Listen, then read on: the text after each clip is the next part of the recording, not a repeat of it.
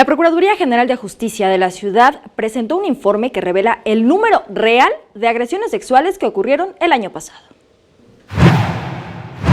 La administración anterior ocultó 1 de cada 2 violaciones sexuales ocurridas durante 2018. Hubo 1,342 registradas por la Fiscalía contra delitos sexuales.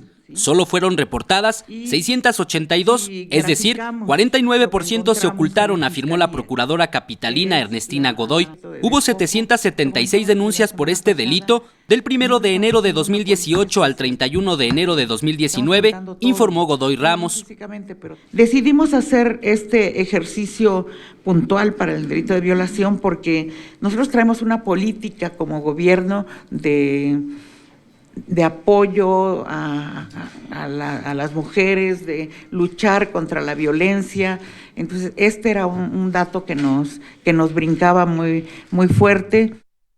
La alcaldía Cuauhtémoc es la de mayor incidencia con 18.69%. Sigue Iztapalapa con 17.1%, Gustavo A. Madero con 10.82% y Coyoacán con 9.2%. La colonia con mayor incidencia en este delito fue la colonia Centro, ¿sí?, con 19 violaciones. Estamos hablando aquí ya estamos hablando de un periodo del 1 de enero del 2018 al 31 de enero del 2019.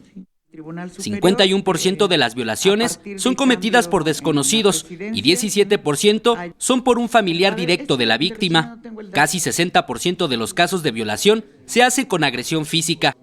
Eric Pinto, 21 Noticias.